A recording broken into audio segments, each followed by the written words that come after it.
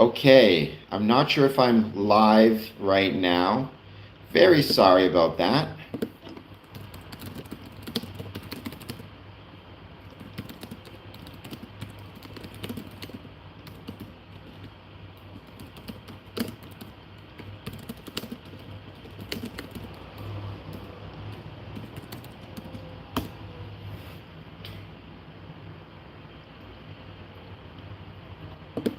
Let's give it a second. Let's see who joins. I still want to talk about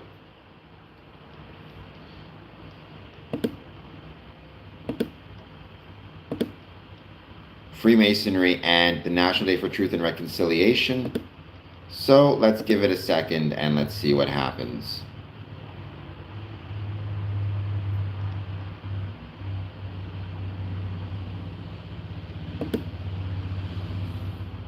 Oh, he's back. Lon, welcome back. So, and again, if it happens again, I'm very sorry. I'm not sure why. Hopefully it won't happen again, but if it does, you're going to see a lot of this. Well, thank you for liking the stream. How can one join? Again, what you need to do is you need to find the local Masonic lodge that is close to you. Yeah, I don't know. The stream cut out. I don't know why. But it's great to have so many people join. You need to find a Masonic lodges within your area and approach them. Knock on the door, write a letter. That's what I did. Send an email if you can find their email address. Explain you're interested in joining, and they will make contact with you. Take your time, get to know the brethren, go to their events. If they invite you, go to their dinners if they invite you. Get to know the brothers and make sure to ask if they are part of a recognized Grand Lodge. But the first step is to approach. I mean, I purposely joined when I moved away, so it wasn't up to my dad. Not that he would have, tried to or not tried to get me in. But that is one of the Masonic myths or Masonic incorrect ideas is that Freemasons require a family connection to join, which is not the case at all. So.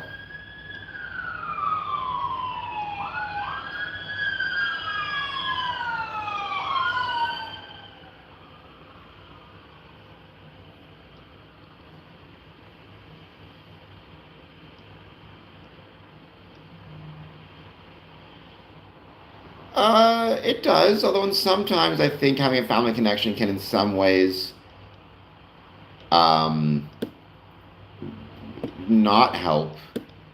In the sense that sometimes, I mean, I love my dad, absolutely love him. If he's still there, Dad, I love you. But I would not want to have joined something and been known as like Harry's son. I want to join and be Cameron, right? And then that's really fun because it means my dad can visit my lodge as opposed to me constantly visiting his, or when I go there, I'm going there as worshipful master of my lodge, not as the worshipful master of his former lodge. Bo Sneed, what files am I deleting? But please hit the like and subscribe button nonetheless while I'm busy deleting these files.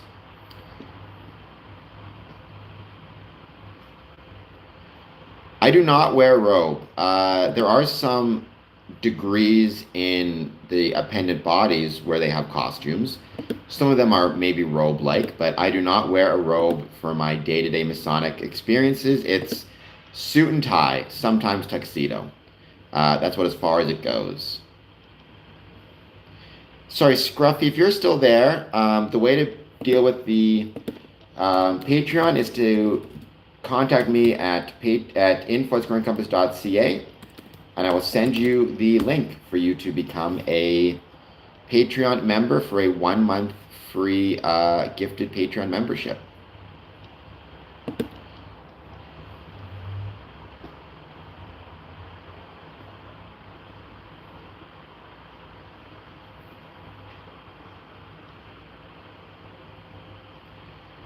We're going to give it, well, it's definitely calmed down a lot from the very crazy stream I had. It's been great to see all the people joining. No, it wasn't your end. Something happened on my end. I don't know what it was or why it happened, but technology, it's only great when it works. But we will have another stream at 1 a.m., and maybe that one will work better. It's very annoying when that stuff happens, but what can you do?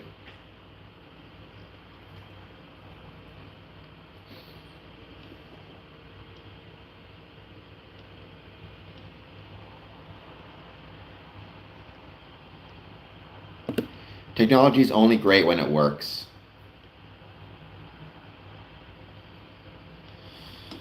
Well,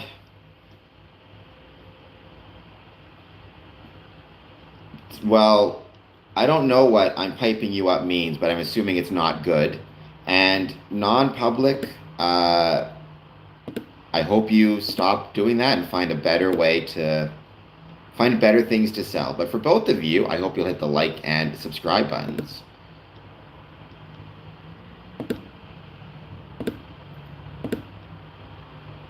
Unless by piping you meant hyping me up, in which case, keep hyping me up. I much appreciate it. Yes, I made it back. It took a bit of time, a couple minutes to get the new stream going.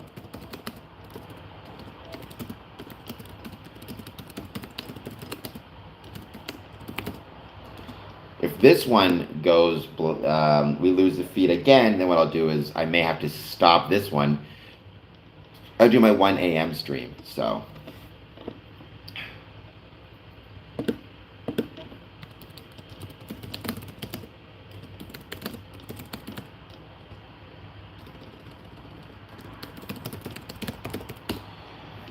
Yes, I heard about that as well. Once, when we get our first AI Freemason, that's the question.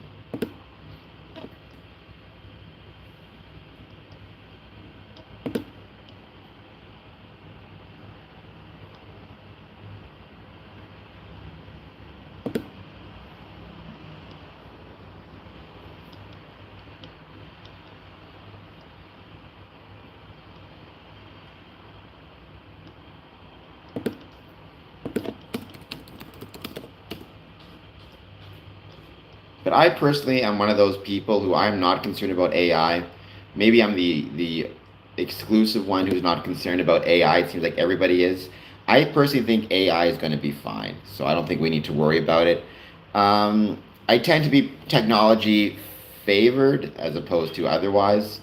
Technology is what allows me to live the life I'm living, to talk to all of you, to have my wheelchair. A few hundred years ago, I wouldn't be able to do any of this stuff. 100 years ago, I couldn't do any of this stuff. 50 years ago, I couldn't do any of this stuff. So I'm probably going to be more supportive of technology than not, including AI. But I heard about that AI actress as well. It's crazy to me.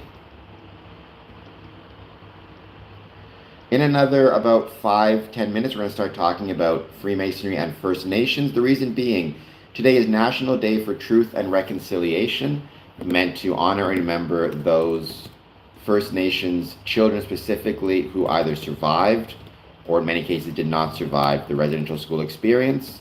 It's a chance to reflect on our Native American history within Canada.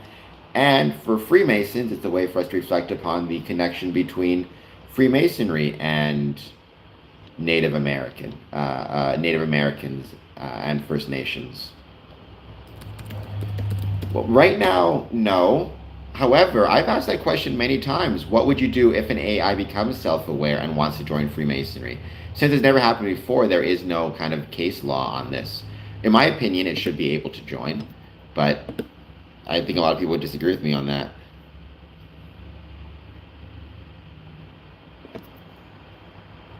But that's okay. It makes things more interesting and fun. If everybody agreed with me, this would be a boring stream. I would say yes too. So there you go.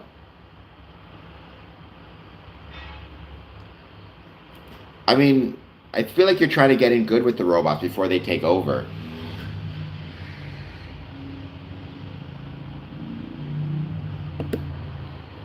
See, I've known some Rosicrucianism, so I don't know if that would be the case. That doesn't sound to me like what I understand. This idea of there being different levels of species and subspecies. I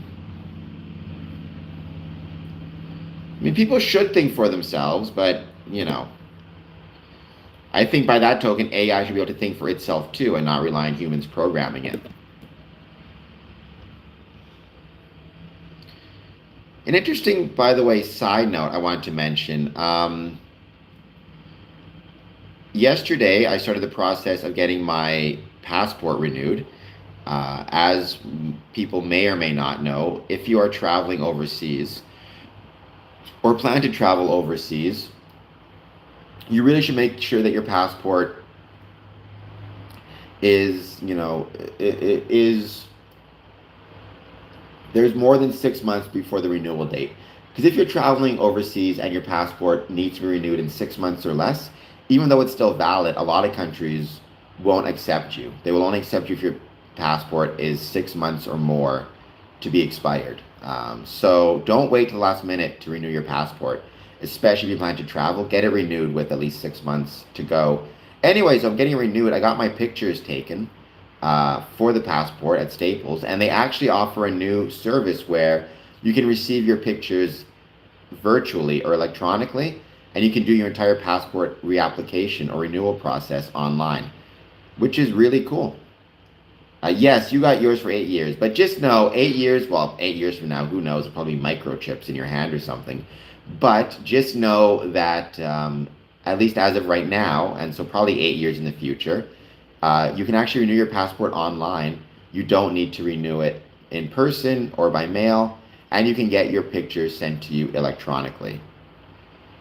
Where in Europe, Captain Blackbird? I mean, do you mean the European Union, or is that how passports work there, or is it still country by country?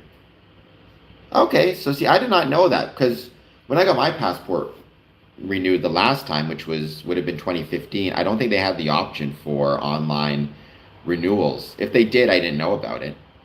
Um, the Netherlands, okay, very cool. I think I talked about this yesterday. One of my major goals is to make it to the Netherlands at some point. Sorry, not that, excuse me. I love to go to the Netherlands, but to make it to Morocco at some point. Because I've heard Morocco is beautiful, and I've heard Morocco has got some absolutely beautiful, beautiful Masonic buildings. So it's on my list. Well, even if you didn't do it before, Mr. Keeps, just know that for right now, you can, in fact, get your passports done online. I'd believe it. I would believe it. It's to my knowledge one of the few Muslim majority countries where Freemasonry is actually really flourishing. In many Muslim communities, Freemasonry is flourishing, or any communities where they have a larger Muslim population, Freemasonry is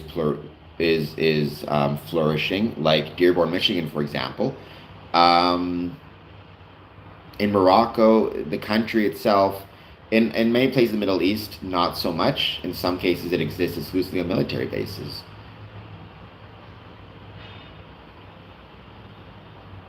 I wonder what mine. I'm trying to remember the pictures in my passport. I don't remember. I'll have to look.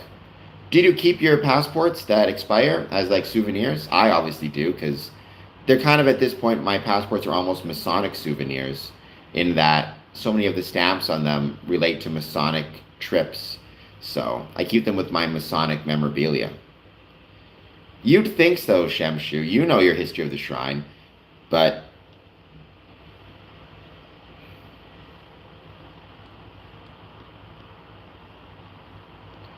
I didn't. There wasn't anything in it. Okay, well, hopefully you'll put, unless, I mean, not everybody likes to travel. I'm kind of the exception in that I love to travel. I don't just love traveling in the sense of like, there's some people who say that they love to travel, and this is going to sound a little bit judgmental. Um, but there's some people who say they love to travel, but what they mean is they love to sit in a resort somewhere and, just lie on the beach. I love travel. I love the whole process. I love being on a plane. I love being on an airplane, on a train. I love long train rides, plane rides, bus rides. I love when I'm in a new town taking the public transit, um, kind of checking out the dives. All that stuff is my favorite. I think, if you're going to travel somewhere, you should take the public transit. You should check out the parts that are maybe not the most touristy. You should definitely stop by local restaurants and local shops that are smaller and support them financially by buying some stuff. Um, nice, Machu Picchu. I'm sure that was incredible. Um, I'm sure it was absolutely beautiful. Train is wonderful. Yeah, train is really great. Even Greyhound bus, I love that as well. Now it's a Flixbus more often. Um, yeah, I'm one of those people. I genuinely love all of that stuff very much. You look out the window if you can. You get your little TV. It's wonderful.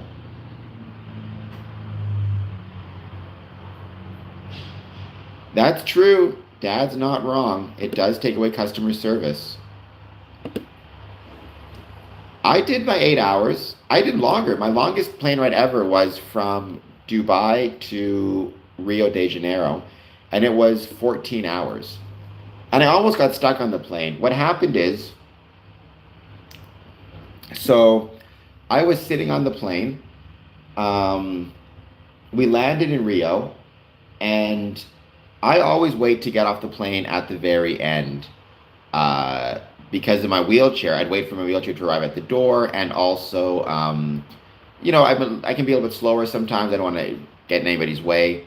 So I'm sitting there, I'm waiting, and it's a big plane, and no one around me is moving, but I figure it's a big plane, so it's just taking a while for for people to start leaving at my section because I was near the back. And finally, this flight attendant comes up to me and he goes, like, you're getting off from Rio, right? And I say, yes, I'm just waiting for everybody else to get off first. And he said, well, everybody in this section except for you is actually staying on the plane to go to Argentina. So if you don't get off right now, you're going to end up in Argentina. And thankfully, I did get off at that point. Otherwise, it would have been a very funny story. I would have ended up checking out Freemasonry in Argentina instead of Rio de Janeiro. And I would have missed out on one of the best meals I've ever had. So there is that. I'm sure it was, but Brazil was beautiful. Absolutely beautiful. So yeah, 2 to 3 hour flights are. There's a lot of different types of planes, right? But I will say um, the 14-hour flight was a lot, but it was also a lot of fun.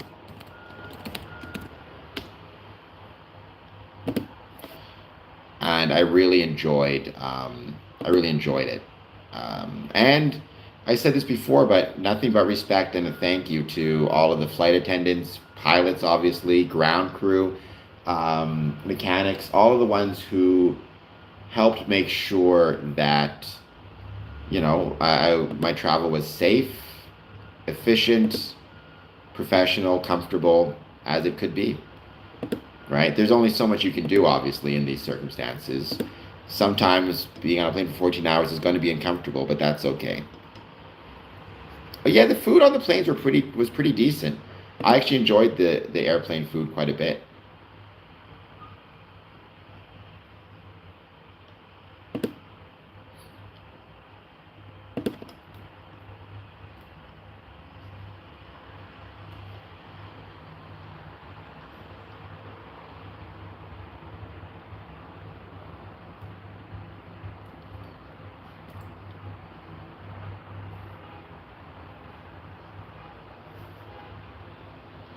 I'm giving you a bit more time to see who else joins in the chat, and then I'm going to start talking about Joseph Brandt, who was a Mason on this National Day for Truth and Reconciliation.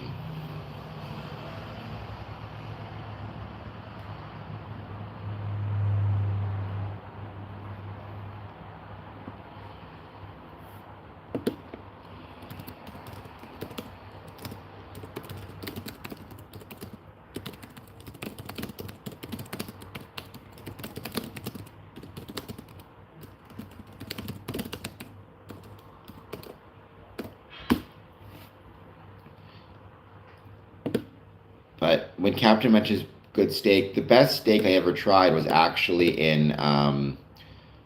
uh, or the best food I ever had, Masonically speaking, was actually at the dinner in Rio de Janeiro. So that was really fun.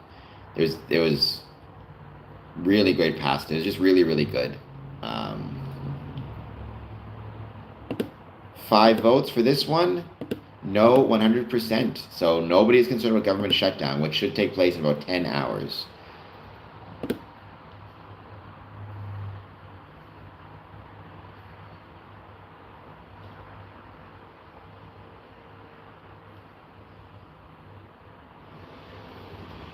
Okay, well, I think we can get started. As you know, today's topic, Freemasonry and First Nations. Today is the National Day for Truth and Reconciliation, um, which is a day meant to honor and respect the children as well as really anybody else, First Nations heritage who was affected by the residential school system, both those children who returned home and those children who did not return home. It's a chance for us to think about our First Nations history in Canada as well as First Nations history within Freemasonry. One famous, born in America, but was ultimately a Canadian Freemason as well as Canadian First Nations member, is Joseph Brant, who was born Tuesday, January 1st, 1743, and who died November 24th, 1807. And this is a write-up about Joseph Brant from Universal Co-Masonry. There's some interesting connections to England here as well. So if Dad, you're still there, might pick up some really interesting stuff. Right, Joseph Brant was one of the most famous and renowned Native American chiefs in the 18th century. He was born in 1743 in what is now Ohio. For heaven's sakes, I just lost it. Give me 1 second to get this up again.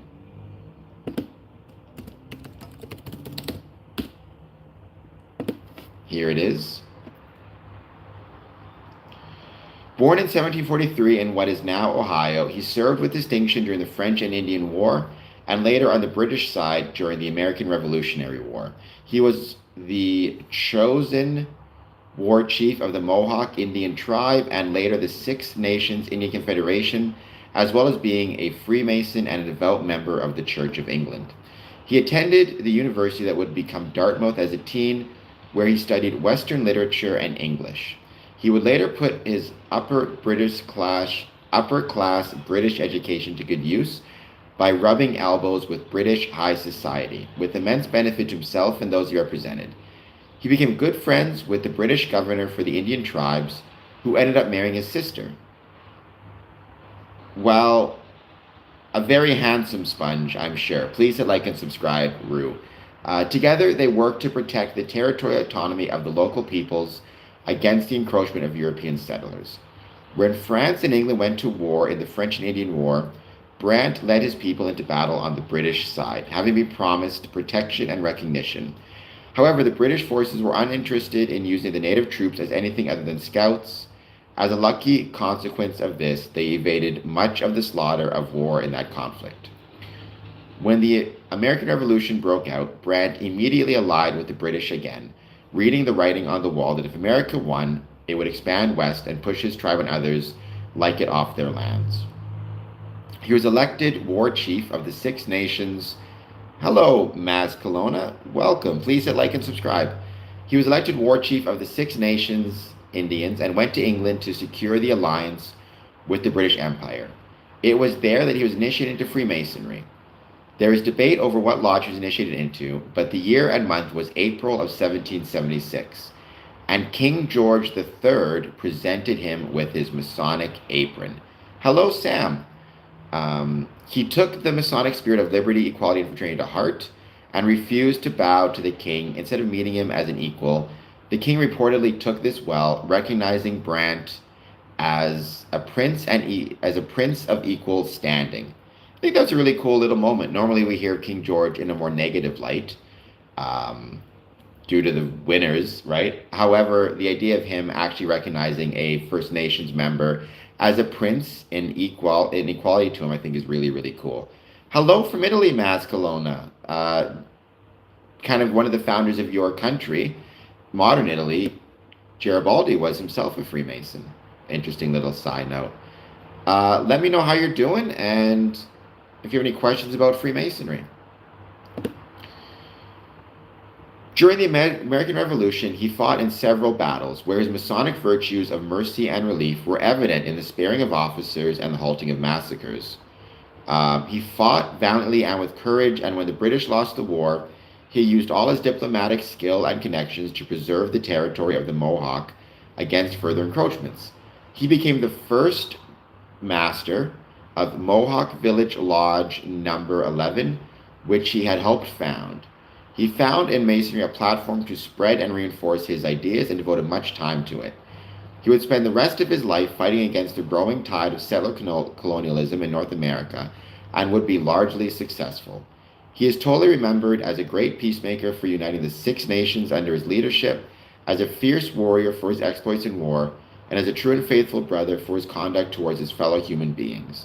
He died in 1807 after having migrated his tribe to Canada to avoid American expansion and successfully built a stable home for them there.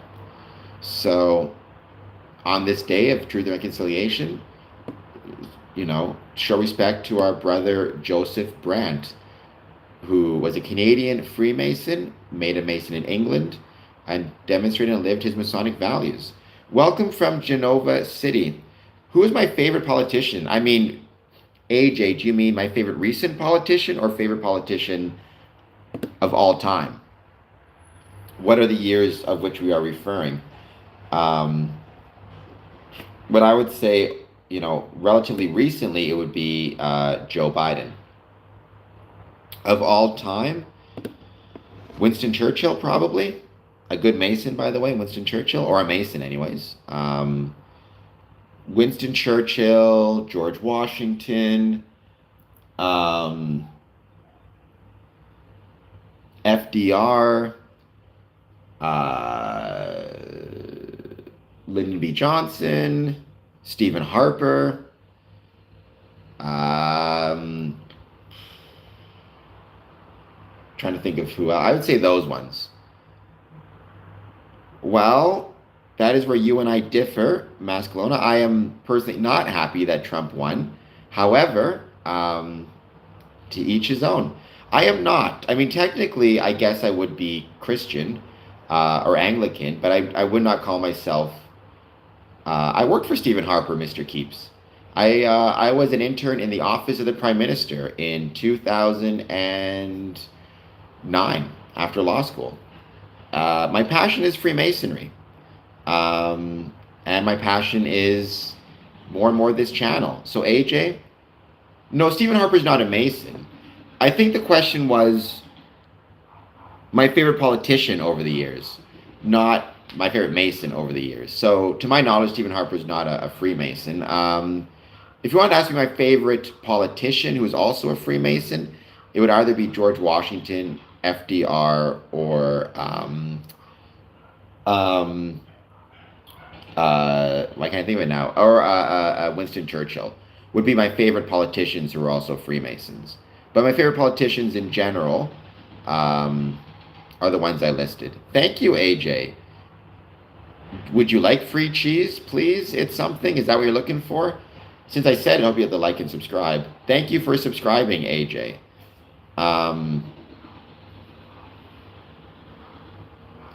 There are many reasons, but the reasons are personal, right? They're not reflective of Freemasonry. Every Mason has their own opinion about Donald Trump. Some support, some do not. Oh my gosh. Again, we're getting into politics here. I'm probably out over my skis a little bit. FDR, yes. FDR is up there. I should have mentioned him as one of my favorite politicians who's also a Freemason. Thoughts on the American public shifting opinion on Israel?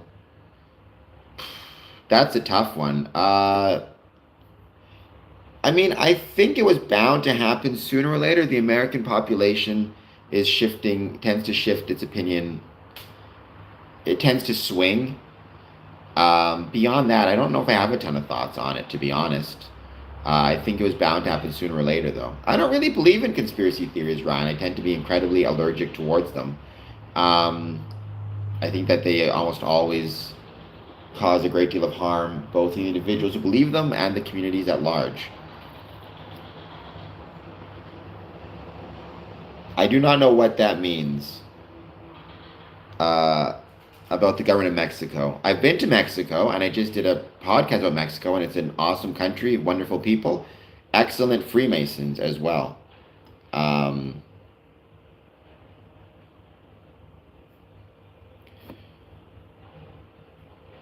I don't know if he's saving it. It doesn't feel like he's saving it right now, to be honest with you. Going back, there's another article about Chief Joseph Brandt, and this is written by George L. Marshall. Actually, I did do a podcast in Mexico. It was awesome. It was in Puerto Vallarta with Most Worshipful Brother Cameron Bailey. TTV, I'm very sorry to hear that. I hope that you can find someone to talk to and get some help. I hope that there's some maybe Alcoholic Anonymous meetings in your area. If not that, you have someone in your life you can talk to about what's going on and how you're feeling. Obi, if I was CIA, I couldn't say I was CIA, right?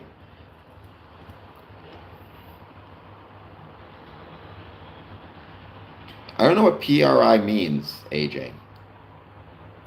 Perhaps no Freemason who ever lived in America was so condemned by some authors and praised by others as Joseph Brandt, the powerful and influential Mohawk chief who sided with the British during the American Revolutionary War. On several occasions, he put into practice the Masonic virtues of brotherly love, forgiveness, and charity. On others, he exhibited cold-blooded ruthlessness, savagery, and disregard for human life, because humans are complicated. Unfortunately, space does not permit a lengthy discussion on the life or exploits of this remarkable and complex Native American. For a full biography, there's a reference that I'll leave in a second. The parents of Joseph, welcome Spirit, Joseph Brandt, he was born in Ohio, what became Ohio, but lived the remainder of his life in Brantford, Ontario, after becoming a Freemason in England. And one of the really cool stories, welcome James, thank you for being here. One really cool story about Joseph Brandt, I thought, is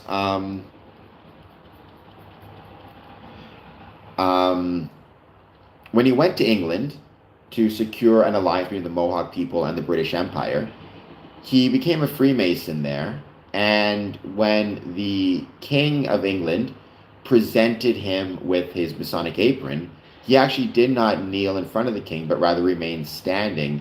And supposedly King George took that actually positively and considered it a sign of respect from one monarch, the leader of the Mohawk tribe, to another monarch, himself as the King of England, as well as one brother to another Masonic brother. So one of those more positive views. Welcome back, Louis. And Mantham, I tend not to ban people, but just, be careful what you kid about. But as a rule, I don't ban people. The parents of Joseph Brandt were Mohawks whose home was at Canajoharie on the Mohawk River in New York. Brandt, however, was born on the banks of the Ohio River in 1742, while Australia, too hot. Never been there, but I hear it's way too warm. But even though it's too hot, I still want to go there to meet my Masonic brethren there. While his parents were on a hunting excursion to that region and was given the Indian name Tayaninaga, meaning he places two bets. His father was Nicholas of the Wolf family, who, although not a chief, was a Mohawk of some standing in the tribe. While still in his early youth, Brandt became a favorite of Sir William Johnson, the British superintendent of the Northern Indians of America, who was extremely popular with the tribes under his supervision. During his time with the Iroquois, Johnson became particularly close to the Mohawk tribes. He was also a Mason and former provincial Grand Master of the New York colony. After Johnson's European wife Catherine died in 1759, he married his former Indian mistress Molly, who was Brandt's sister, in an Indian ceremony later that year. It was due largely to Johnson's relationship with Molly that Brandt received the favor and protection of Sir William, and through him the British government, which sent Brandt on the road to a promotion. Brandt, on a number of young Mohawks, were selected by Johnson to attend Moore's Charity School for Indians at Lebanon, Connecticut, the school which in future years was to become Dartmouth College. He there learned to speak and write English and studied Western history and literature.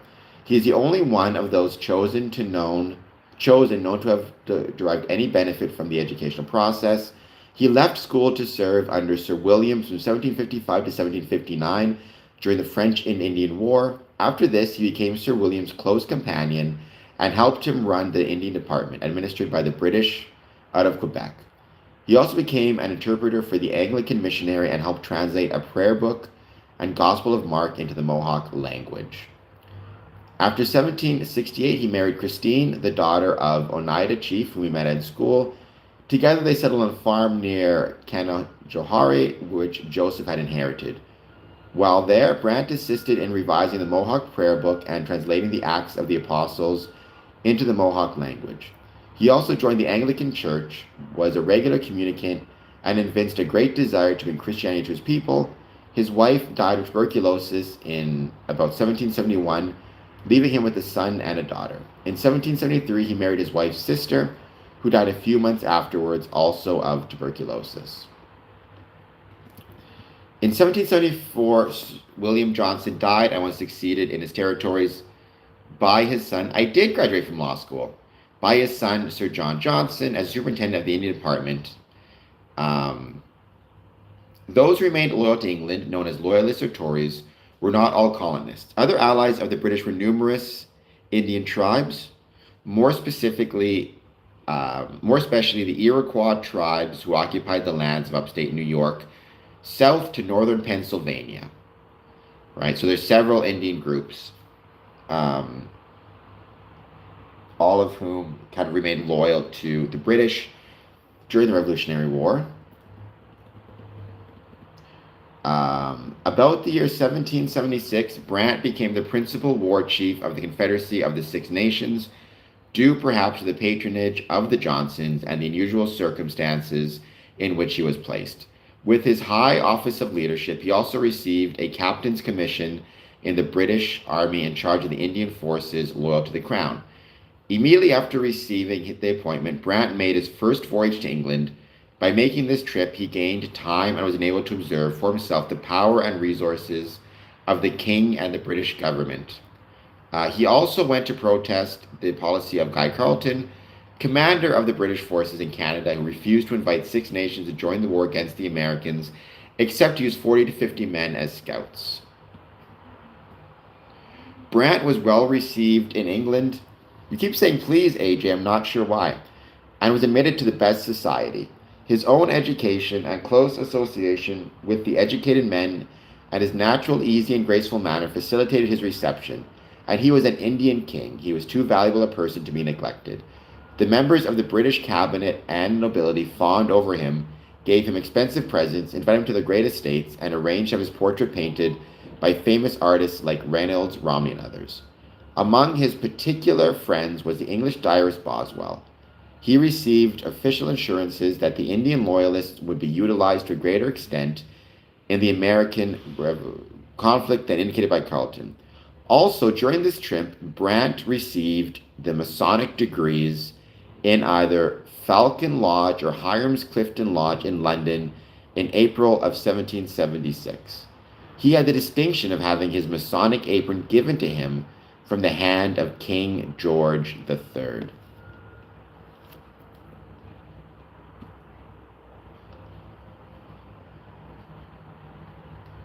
He led many battles in which he played either direct or indirect part.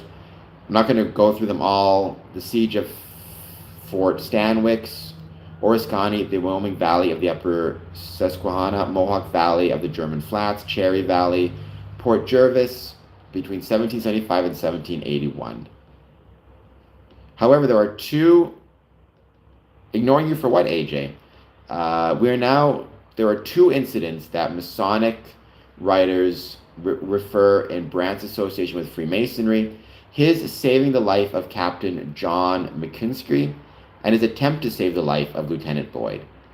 After the surrender of the American forces at the Battle of the Cedars on the St. Lawrence River in 1776, Brant exerted himself to prevent the massacre of the prisoners. In particular, one Captain John McKinsey, a member of Hudson Lodge Number 13 of New York, was about to be burned at the stake. McKinsey, remembering that Brant was a Freemason, gave him the Masonic sign of appeal, which secured his release and subsequent good treatment. He and Brant thereafter remained friends for life, and in 1805, he and Brant together visited the Masonic Lodge in Hudson, New York, where Brant was well received and on whose wall his portrait now hangs. The American general, all I keep hearing is you saying please. The American General Sullivan, also a Freemason, ambushed the Indians and Loyalists at Newton, New York in 1779, resulting in the flight of the Indians and a march across the strait by Sullivan to the Genesee Valley, destroying the Indian villages and the power of the Indian Confederacy. During this campaign, a certain Lieutenant Boyd, a young Freemason and scout for Sullivan, was ambushed and captured along with a soldier named Parker. In the words of John Salmon, who was a friend and fellow soldier of Boyd, the incident continued as followed. When Lieutenant Boyd found himself a prisoner, he solicited an interview with Brant, whom he knew well commanded the Indians. This chief, who was at the moment near, immediately presented himself. When Lieutenant Boyd, by one of those appeals, which are known only by those who have been initially instructed in certain mysteries, and which never fails to bring succor to the distressed brother, addressed him as the only source from which he could expect a respite from the cruel punishment of death. The appeal was recognized, and Brant immediately and in the strongest language assured him that his life should be spared. Lieutenant Boyd and his fellow prisoner Parker were immediately conducted by a party of Indians to the Indian village called Beardstown. Brant, their generous preserver, being called on service which required a few hours' absence, left them in the care of British Colonel Butler of the Rag Sword, who, as soon as Brant left them, commenced an interrogation to obtain from the prisoners a statement of the number of situation and intentions of the army.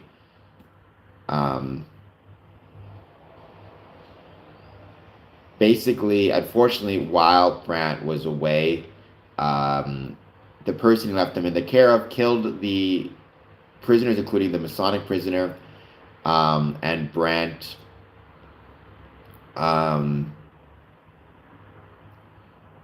was not pleased with the situation, put it that way. Peter Parker. Do you mean Spider-Man? Am I missing something here?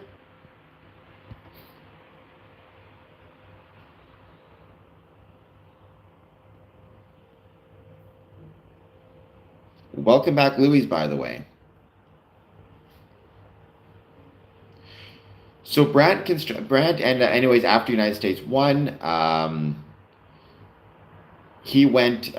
went alone to Philadelphia in 1792 for a meeting with President Washington and his cabinet. He claimed to have received 1,000 guineas down payment, plus the offer of an ultimate reward of 20,000 pounds for arranging a peace with the Ohio Indians. By the way, President Washington and Brant, both Freemasons.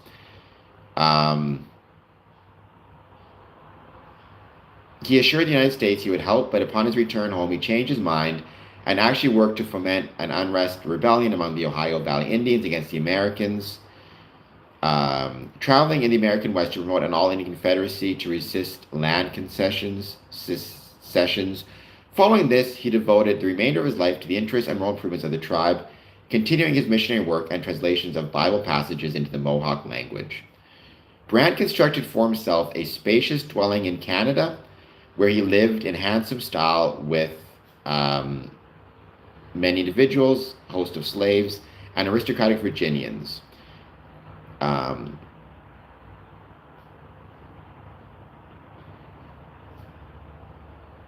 As well as many Masons who visited him. He died November 24th, 1807, at the age of nearly 65 years at his own house in Grand River, Ontario, and was buried by the side of the Episcopal Church. In 1850, Freemasons restored his tomb and placed an inscription on it, and a bronze statue of him was unveiled at Brantford in 1886. His last words, uttered to his adopted nephew, were, "Have pity on the poor Indians. If you can get any influence with the great, endeavor to do them all you can." Might want to, if I could ever check that out. I've been to Brantford before. Yes, he had slaves. I mean, many people had slaves. I believe slavery was outlawed in Canada in, forget, it was by Queen Victoria. Let me double check.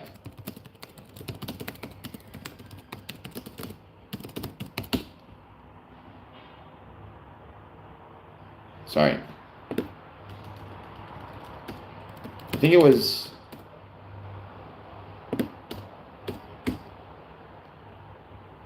1833, which took effect 1834.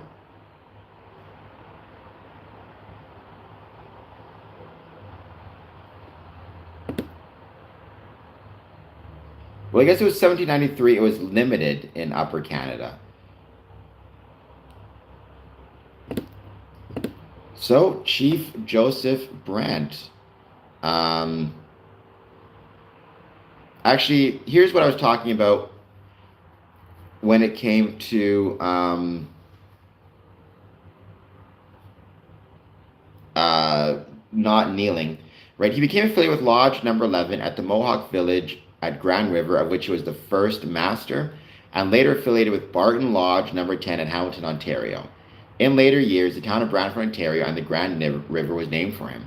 Due to some legal difficulties with the title of the reservation land, Brant again went to England in 1785, where he was again well received. At this time, he was able to obtain compensation for Mohawk losses in the U.S. War for Independence and received funds for the first Episcopal Church in Upper Canada, but failed to obtain firm title to the reservation, whose legality remains in question today. On being presented to the king, he declined to bend his knee or kiss his hand, saying, "I bow to no man, for I am considered a prince among my own people, but I will gladly shake your hand." However, he added he would willingly kiss the hand of the Queen. Again, he sustained himself well in the best circles of the British metropolis, became a friend and companion of the Prince of Wales. Um, so, again, I guess you could call him either an American or Canadian or both First Nations Freemason, as well as a loyalist, which I appreciate as a monarchist myself. But more than anything else, I think he demonstrated a lot of Masonic virtues, including, you know, sparing the lives and showing mercy to his Masonic brethren, his meeting with the king as an equal, his founding of Masonic lodges in Canada, and his bringing Freemasonry to the First Nations people. I hope that that gave at least some information about one of our Masonic First Nations brothers. Chief Tecumseh is often named as another one. I love the monarchy, yeah. This is my personal opinion on that. I know many Freemasons who are and who are not.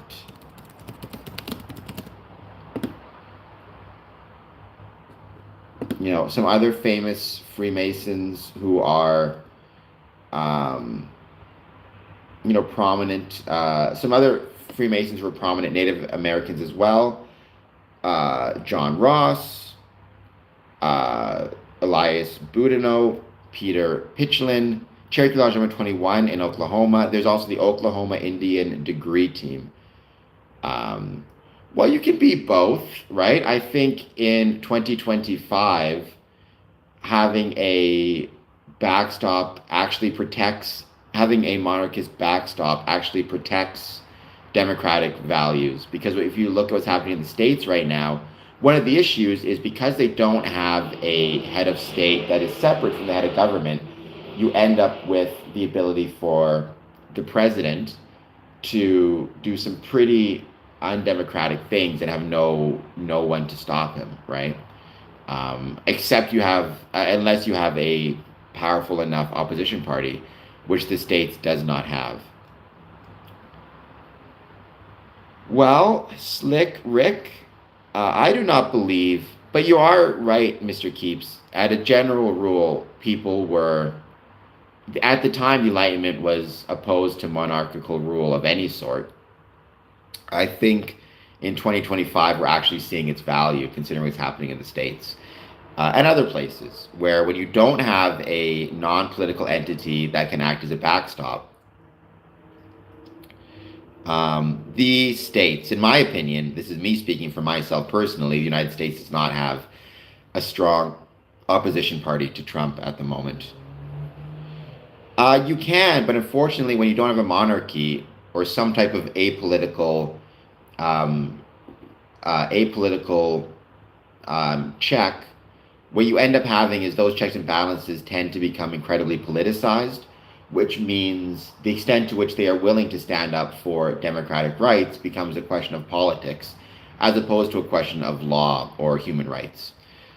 Slick Rick, please hit the like and subscribe button. Despite the fact you believe we are children of the devil, when I say we, I mean me. I am a Freemason. Let me know, Slick Rick, why it is you think that Freemasons are children of the devil, and allow our Masons to worship false idols. We allow our Masonic brethren to worship those supreme beings as they choose. And my head is shaped like an Easter Island rock because I come from Easter Island. Just don't tell anybody. It's one of those great Masonic secrets. DYS underscore 123. Please hit like and subscribe.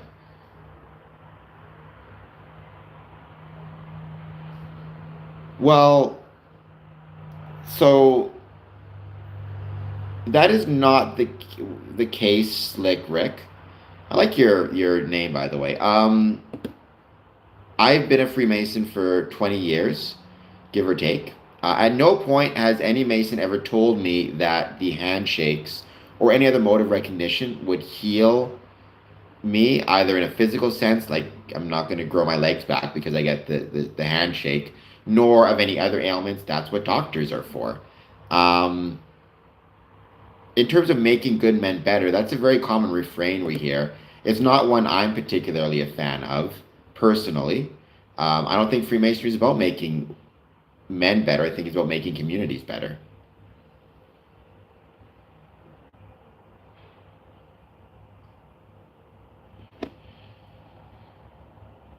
Well, I mean, you could argue what's more dangerous, kind of a mob forcing opposition parties to, or forcing political parties to go with their whims, or individuals relying upon their whims. I guess my response would be the reason I don't believe that we should have a monarchy act as the reason why I believe you need a head of state and head of government difference is because I believe the head of government should be elected and the head of government should be the one to make basically the democratic or the decisions of governance within a country. So for example, whether the king, let's say, believes that Canada should go to, I don't know, should go to war with Argentina or not, it doesn't matter. It's up to the Canadian people and Canadian government to decide. Or tax policy or whatever it is, right? That is something that should be within the power and control of the head of government, and that should not change. And if the king were ever to step in and say, no, you can't do X or Y, first, it would be a massive constitutional crisis. Second, I would advocate for leaving the monarchy. Um, However, there are things like, for example, if the prime minister said we are going to start to, um, you know, kill a certain percentage of the population or harm a certain percentage of the population based on race or creed or whatever it might be, then I think it's a really good thing. And let's say it becomes popular. Let's say for a while there is a public appetite to see a certain group of people harmed, and the politicians go along with that because they are politicians and want to appease the people to get elected. It's good to know there's at least one person who does not need to worry about the will of the people, who can come in and say, no, you can't randomly execute people who don't like the Beatles' White Album, right? You need something that exists outside of political pressures. But what you need to do is make sure that that existence, A, is not the head of government, because I think when you have your head of government, head of state be the same, it's incredibly dangerous. And also, I think that you need to make sure that um, the final measure is in existence only after all other options have been reduced. So, for example, the opposition parties, the press, and the courts should get the first crack at it. And interestingly enough, Mr. Keeps, like America kind of has this idea with its constitution. The theory of the Constitution is it's a document that exists outside of democratic whims of the people. Um, so, the government, no matter how popular it is, can't just do something that infringes the Constitution. However, I think the court, unfortunately, has become so politicized in the decision-making process and the confirmation process. It's basically responding to whims of the people as well. Um, right? And so I think a mob can intimidate the Supreme Court in certain ways, certainly during the confirmation process. And then you run into the danger of if during the confirmation process, the Supreme Court is being influenced by the mob, but then, so it says certain things, or they say certain things they confirm, but then act differently, that creates a whole new set of problems that we need to keep in mind, Mr. Keeps. So, again, I believe first and foremost in democracy. I believe you need a head of government that is democratically elected, and I believe you need opposition that is democratically selected, and I believe those two groups should fight it out. But I believe if there comes a point where you have a head of government acting in a manner that, let's say again, says we're going to randomly execute every person with no legs, it's good to know that there's a head of state who can step in and say, no, that's not acceptable. Um, Again, it shouldn't be the first go-to. That's why in our Canadian system, right, you start with government proposes a law, then the opposition can fight against the law and try to vote it down or debate about its merits of the law. Then the Senate gets a say. Then it goes through court review. The press gets to talk about it. All of these are democratic checks and balances that exist far before royal assent is given. And once it gets to, and that is the democratic safeguard. But even I would say an Enlightenment value outside of democracy is moderation, and maybe even moderation in democracy, and recognizing that there needs to be some type of, again, with the states, because you have no effective pushback, that's why, for example, you can send troops into Portland. Mark. Well, I mean, many people think I'm a dumb person. Mark, you're not the first one to think I'm a dumb person. So I hope, even though I'm a dumb person, you'll hit the like and subscribe button. Because dumb people need love too, and need subscribers too. I show speed fan. I am well. I hope you are well as well. I hope you'll be a fan of mine also and hit the like and subscribe button. The ruling elite who seek to gain and maintain power. I am not a fan of that phrase, the ruling elite. I don't believe there is a ruling elite. I believe there are ruling elites in that there are different rulers of different countries, but I don't believe they have consistent or complementary interests. I think, in fact, very often their interests are not complementary to each other. I think the leadership in America and the leadership in Canada often have very different interests, which is why I don't believe in an overarching ruling elite, New World Order type of conspiracy. Well, but the Supreme Court does it in such a way that they're still inherently politicized, unfortunately. I think that's why, like, the government, but back in the day, tried to create these things.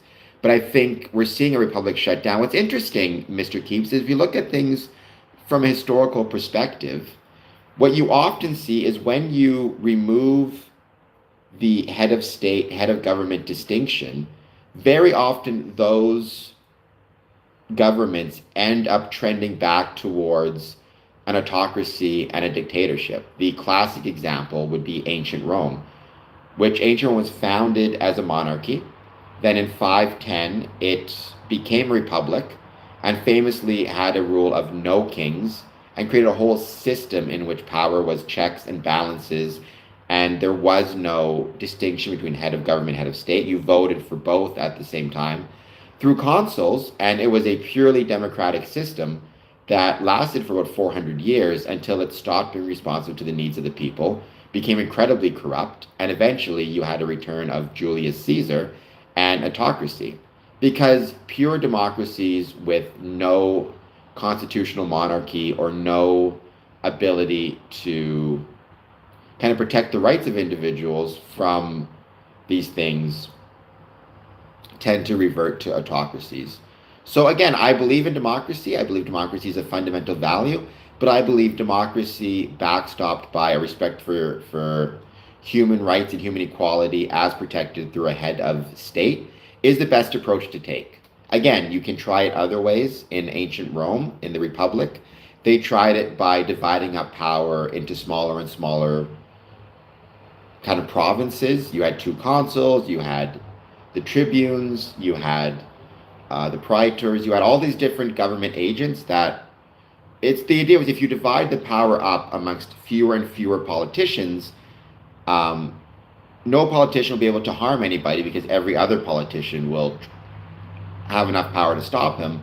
That didn't work. You got Julius Caesar, right? In America, it's a constitution and a Supreme Court that worked for many years, but it does not seem to be working very well at the moment, in my opinion. I think a monarchy is probably the best approach to take to that. As Dad says, it cannot interfere with political decisions. So we do not wage war, Slick Rick. I'm not waging war with anybody. I wish I could. It would be fun, I guess. I think I'd get my ass handed to me because I'm a wuss and I'd lose. Maybe a paintball war would be a fun thing to wage.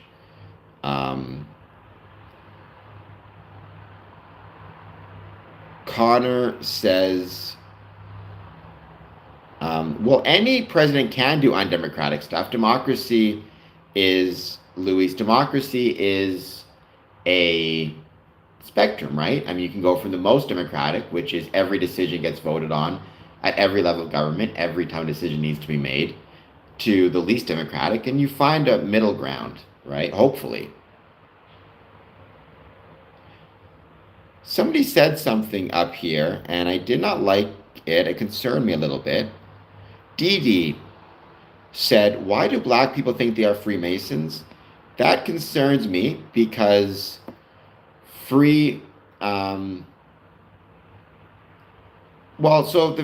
not quite, Mr. Keeps. The Republic endured from approximately 510 BC to, I would argue, 44 BC, with the assassination of Julius Caesar and the rise of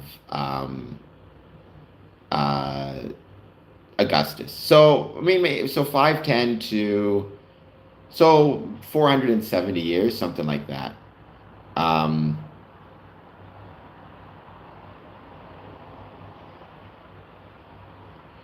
Well, we should have put an unelected leader. What I'm saying is what we should do is every country can decide for itself. I'm saying what we should do is have elected leadership, but have a head of state that is separate from the leadership, right? From Democratic leadership. Separate your head of state and head of government is the key. Like somebody up here said, so make Trump king. It's funny, Louise, you and I don't disagree. But I think what you and I disagree is what that would mean. I would love it if we made Trump a king in the same way that King Charles is a king, and we had elections for head of government. And Trump could take care of the diplomatic stuff. He could go on trips. He could, schmooze with people. He could do all that stuff, and the day-to-day decision makings of the government would still be left with the head of government, right? My issue is not with king and not king. My issue is with the combining of the head of state and head of government in a single entity. Right, in Canada, it's the head of state is the prime minister, the head of government is the prime minister, the head of state is the governor general, who is appointed, in fairness, kind of like the Supreme Court, or the head of state is King Charles, who's the King of Canada. I would have no problem making Trump the King of America if you separated the head of state role from the head of government role and you elected a new president. I think that would be better for everybody. Trump could go off and schmooze with all the kings and all that, do the diplomatic state visits, which I think honestly is what he cares about anyways. And you elect a new head of government to actually deal with the democratic operations of the country. Um, so again, it's not about it's the separation of head of state and head of government, which I think is critical. And by the way, that's not a completely un-Enlightenment era ideal. I think a lot of Enlightenment era thinkers understood on some level that you need some type of differentiation between the government and the state, or something that protects the state from the government in some ways, or the preservation of the state from the short-term democratic elected governments. Again, America chose to go the constitutional route. It doesn't always hold up well. Um, right? So, yeah, as Louis says, I mean, I think when Louis said make Trump a king, you're being sarcastic, but again, make Trump the head of state. Have him go on these fancy trips and whatever it is, but I don't think he should be. I think honestly, this is going to sound funny me saying it. I think Trump could actually make a pretty decent head of state.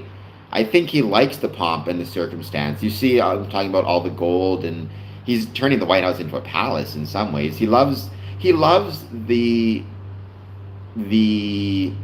trappings of being a head of state. The actual governing, though, and the government, I don't think he likes it, and B, I don't think he's good at it. I think he's doing actually a bad job at it. So don't make him the head of government, right? Don't make him responsible for deciding tax policy and tariffs and economics. Give him the kingship and make him travel to England and schmooze with those people. Um, well, but the point is, again, I think a lot of people when I say king, treat king as unlimited power. That's not what being a king in 2025 in Canada, for example, or in the States would mean.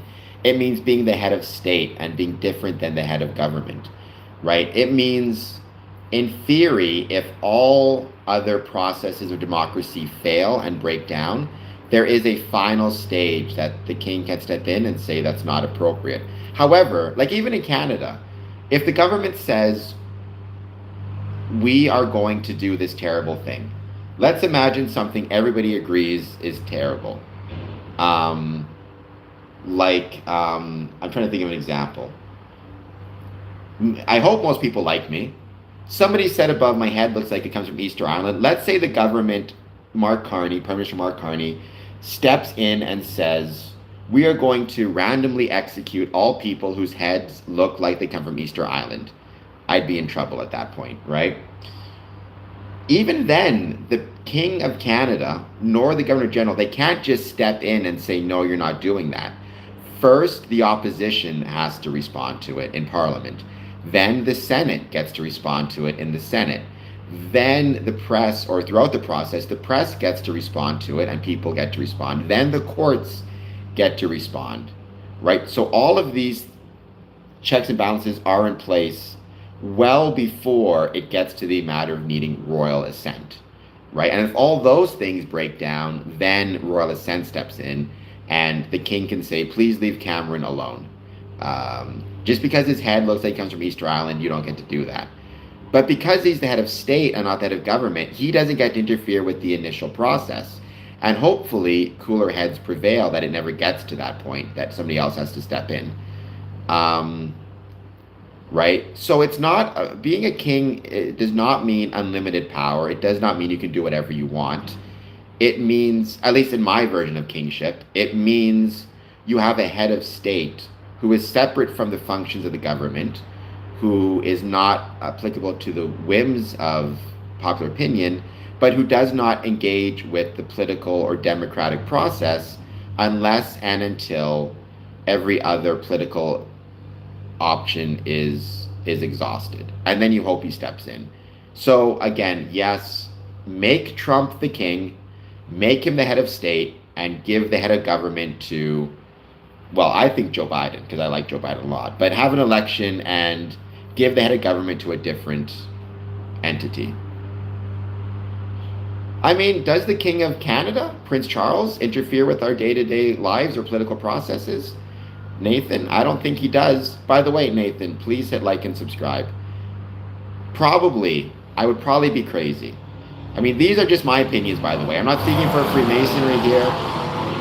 However, I do think many Freemasons, I think there is a Masonic argument to be made based on our understanding of it that democracy is the most important thing, but democracy that is ordered under something outside of the political democratic process, like a constitution, like a monarchy. I just think in America right now we're seeing a constitution and a political process not able to handle the current situation, like we saw in ancient Rome.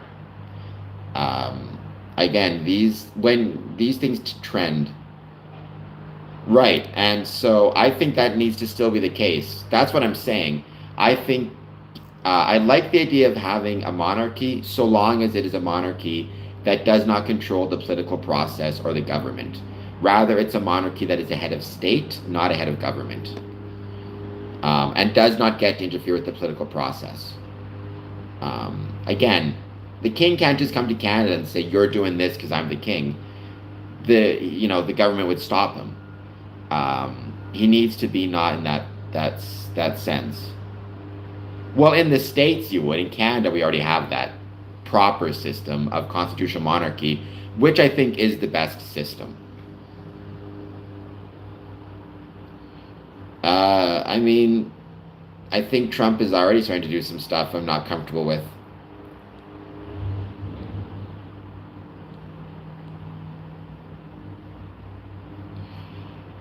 I mean, I definitely don't want Shemshu to see corporations controlling the government, controlling the countries or the government. I live in Canada too, Nathan. I love Canada. And I don't think Canada's a mess. I think Canada is the greatest country in the world. One of the reasons is because we have the greatest neighbors in the world, but that's a whole other kind of tuna. But I love I love my American brethren. But I also love Canada. I've been, born and raised, grew up in Winnipeg, live in Windsor, two great countries. I mean, I think democracy is the best form of government except all the others. Democracy is the worst form of government except all the others, to paraphrase Winston Churchill. Right? I think democracy, while it has many problems, and you try to solve those problems, is still a better form of government than any other form of government. I believe democracy is at the core of a ethical and moral society. I just think, again, democracy with the head of government, while you have a head of state that is separate. I think that's the key. I would agree with Shemshu. Constitutional democracy is not our only chance. I would agree with that. So I wouldn't say only chance, Shemshu. I would say it's our best chance at a civilized life. Not only chance, though. I would disagree with that.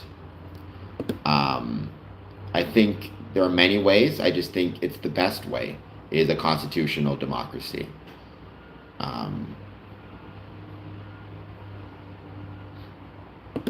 And that is, again, I will say, I speak exclusively for myself and my views. This is not a Freemason's views per se. Many Freemasons have different views, but I think that when it comes to one of the things Freemasonry stands for, I think one of the things it stands for is the idea that power should ultimately be a democratic exercise and not divine or other ways. There are many places where the homeless population is a major issue. I live in Windsor. It's a major issue here, especially in our downtown core. But I believe we'll deal with it, right? I believe we'll deal with it. And I believe that we will find a way to solve these problems. I have faith in our ability to deal with big things. That includes dealing with homeless people in a manner that is both respectful of the residents of a city who are not homeless, and well as those who are. Respecting their rights and finding a way for them to create a good life for themselves. We can do big things.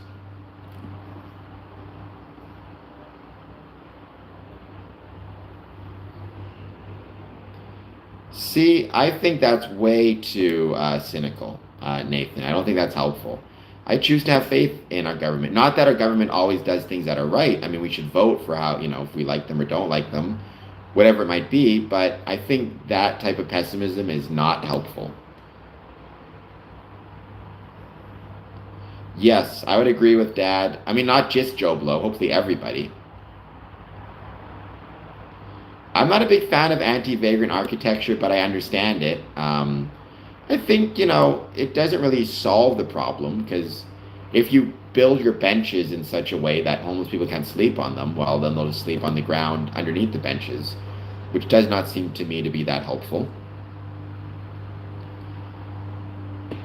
People can be corrupt, unfortunately. I like to think we have checks and balances to deal with those things. By the way, 33 votes. Most people are not concerned about a government shutdown, which is in the US, which is expected to take place in 10 hours, 8 hours, 8 hours and 54 minutes. Trump says government is likely to shut down. So we'll see what happens.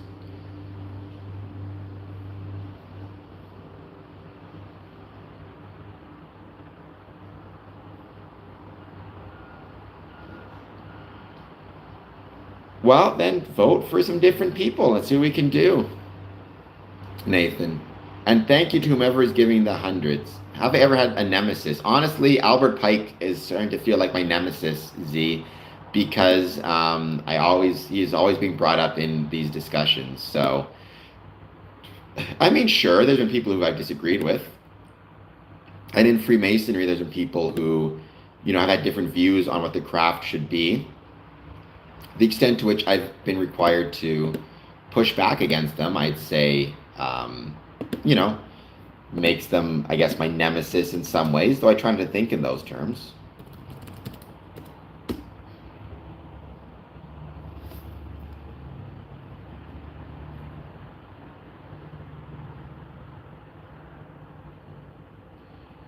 That's true, but I think when they were first, I mean, I never voted for them, but I think even when the NDP was first being formed in, I think it was the 50s by Tommy Douglas, I think they understood it's going to take, about 100 years to get enough influence and enough recognition and enough equity to potentially form a government. NDP did get close under Stephen Harper. The NDP became the official opposition for the first time. So anything's possible. And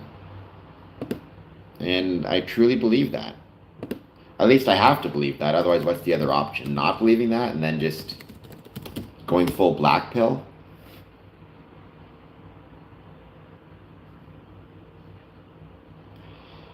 Well, I've never heard of that happening, though I guess it doesn't shock me, unfortunately. But I guess that sucks, Z. I'm sorry to hear that. I mean, I guess I'm happy that it's your ex, because that tells me that the relationship might not have been healthy, and probably better that you're not married to them anymore, and you can go on with your own life. But it would be really awkward to have a brother marry your ex-partner or your ex-wife. So I'm sorry about that. Is that a broke oath? Well, I mean, the oath is the wife. I think if you're divorced, you could argue it's not your wife anymore, right? I mean, I think I think is how you could look at it. I would say if you're no longer married and it's official, like in the eyes of the law, then it's just kind of a not cool thing to do, but I don't know if it would constitute breaking an oath. But you could talk to the worshipful master of your lodge and ask them, or the secretary. But yeah, I guess the question is the marriage still recognized?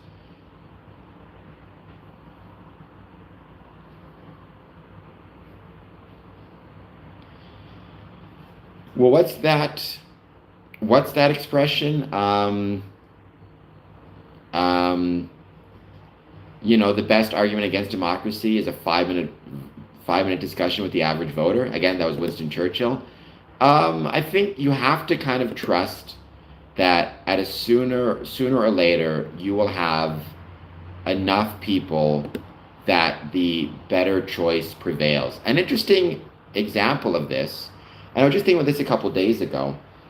If you get a large group of people in a room together and you have them all start to sing a song, usually, even if no one person in that room can hold a note on their own, normally all of the voices coming together will find the correct or a correct note because they will all kind of correct for one another and it will sound good. I think democracy is kind of the same idea. You get enough people voting or making decisions about the way a country should be run. If enough people are doing so, you can kind of expect a moderate, healthy position to emerge from the cacophony of votes and views and decisions. In the same way, again, get enough people in a room and have them start singing, they will start to find correct notes within that group, and they'll start to sound good, whether or not. I mean, every concert is like that, right? Go to any concert, and whenever the artist puts the microphone to the crowd and encourages them to sing, they never sound terrible. Even though maybe nobody in that crowd individually can hold a note, together they form something beautiful. And they find the right pitch, the right note. I think the idea behind democracy is you get enough people taking part, you will by default find the right note, find the right policy, find the right ideals. Is my democratic metaphor. By the way, if you are just joining us, please take a moment, hit the like and subscribe button. I'm here talking about Freemasonry, although we got into politics and my political philosophies, which is fun. But nonetheless, please hit like, please hit subscribe. I hope you're all doing well, and thank you for joining. And, we had an earlier stream that cut out. I'm very sorry about that. Hopefully that doesn't keep happening. Welcome, Dylan. Thank you for being here. Yeah, see, that sucks. I mean, there are Masonic charges, but I would talk to your secretary and your Grand Lodge first because I don't want to say too much. Family situations are always incredibly challenging, and it really sucks that your son is involved in it. So I'm sorry about that, Z. I mean, Nathan, the way people acted during COVID was deeply troubling to me too. However, I suspect we have different views on that. I was, and I still am, pro-vaccine, masks, all that stuff. But I don't know what your views on the way people were acting were. But I mean, people get troubled, I think, in many ways based on the actions of people. The wisdom of the masses. Again, I tend to be much more comfortable with people within groups than individually. That's one of the things I love about Freemasonry, right? I think the greatest example of humans, doing something great is almost always when they're part of a team or part of a group. Like, they'll push themselves really hard in a football game, not for their own glory, but for the glory of their team. And I think that's a beautiful thing.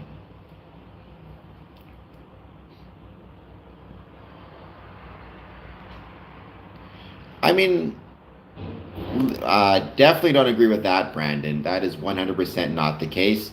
And even if you think he did, which he didn't, certainly his wife and his kids, his wife deserves to have a husband and his kids deserve to have a father. And so I definitely would not concur with that. I personally was not a fan of Charlie Kirk, but no one deserves that. That's for sure, Brandon. The truckers, a lot of different. I mean, there was a lot of them. Some of them were. I think some of them did go to jail. I think most of them just went back along with their day-to-day lives without issues. Um, no, Luis. Like again, if you go to, for example, go to um, type into YouTube America's Got Talent crowd singing Africa, and you'll see what I mean. The crowd just naturally starts to sound good. And almost anytime you have a large group of people singing, it doesn't sound maybe, it's not Adele, but it sounds pretty good. Sounds good enough that people in concerts keep doing it. If it sounded horrible, people you know, the concert, the artists and the singers wouldn't keep asking the crowd to sing, right? There's a reason they do it. Well, I don't know about that either, but I mean, many are. Certainly, keeping our shelves stocked is pretty heroic and necessary.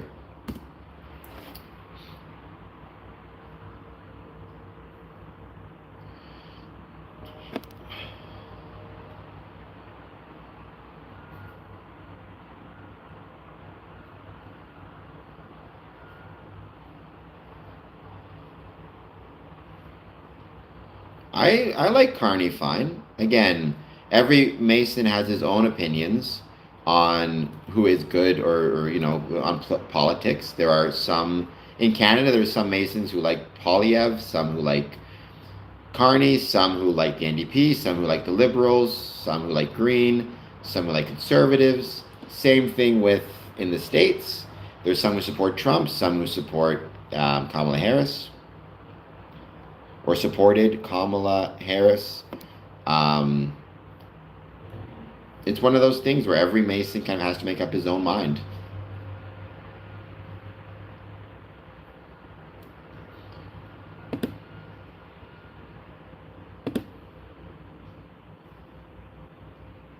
By the way, I am one subscription away from 2,580 subs.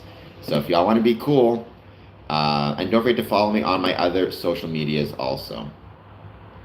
He was a good politician. I mean, he certainly had his issues and had his weaknesses. There's no question about that. But he did a lot of impressive political things. He was very good at political messaging. I remember at one point what he did is when he first got into office, he went, I think he did a video on Facebook or somewhere, but he basically was in his office and he took out every free membership he received as being the mayor. So free membership to museums, free memberships to orchestras. And he laid them all out and he said, why is it fair that I get all these free things as the mayor? Meanwhile, the average citizen doesn't. It was really good political messaging.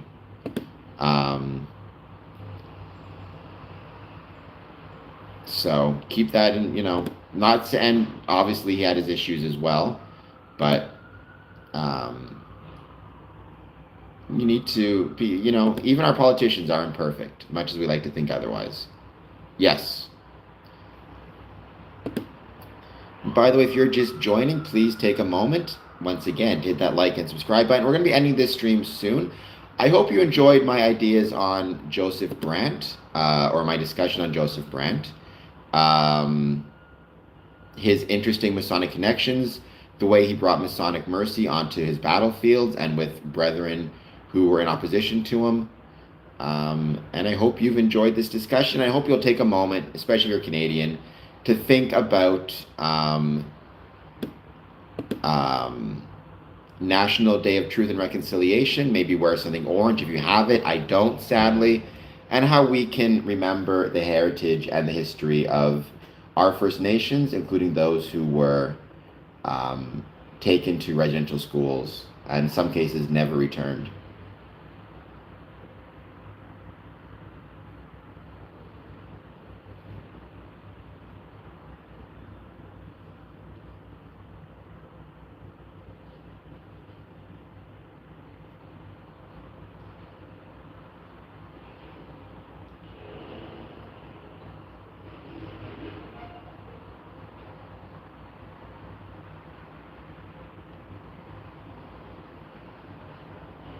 Well, I think the whole point was from a political messaging perspective, the message was not that everybody should get the free pass, it's that nobody, including the mayor, should get the free pass, right?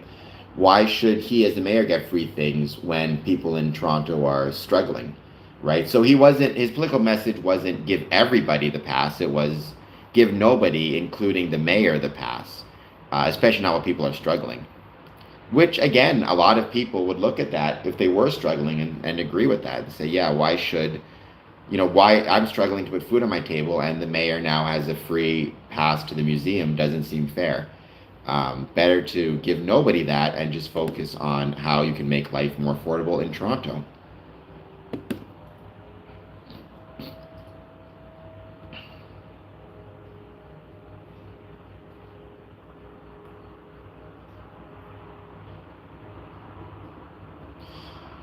Uh, JD Vance just said, I think we're headed for or said we're headed for a shutdown. Um, I think Trump said a government shutdown is likely, according to CNN. So we'll see. Being on a border town, I'm wondering how it's going to affect the border. People being able to enter and exit America. I mean, exiting will be easier, but getting into should be an interesting experience. I actually don't know if the border gets shut down or to what happens to the border during a shutdown if staffing levels are reduced. I believe it is a essential service, so I don't believe it can stop completely, but I think that maybe staffing levels can be reduced. Um, or, hours you can cross could be reduced. Who knows? We shall see, I guess.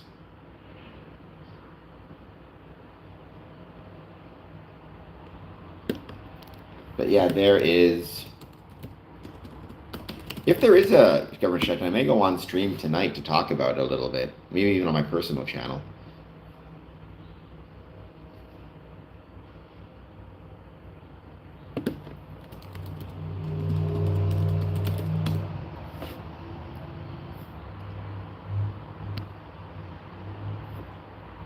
Yes, Trump says government is probably likely to shut down with 8 hours and 38 minutes to go.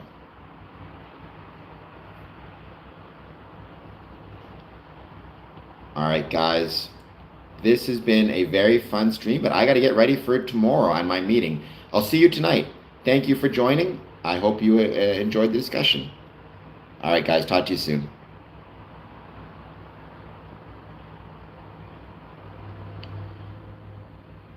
Well, Rondo, sorry, I was about to turn it off. Rondo, yeah, I mean, I think there's an argument to be made that all museums should be open to the public all the time. I know well, not all the time, but should be open to all of the public during their hours. I know in Chicago they have museum days where residents of Illinois, on like Wednesdays, get free access to certain museums. There's an argument to be made for that. The problem is you have to subsidize it other ways, and then you look into increasing taxes or the government money or whatever it might be. Well, the all-seeing eye and the pyramid is not exclusively Masonic, for the record. Many groups and organizations have used it, as well as just general philosophy. Um, but with that, all right, guys, I'll talk to you all soon. Thank you again for being here. It's been fun. Don't worry, I'll be back tonight. Hit like, hit subscribe. Talk to you all soon.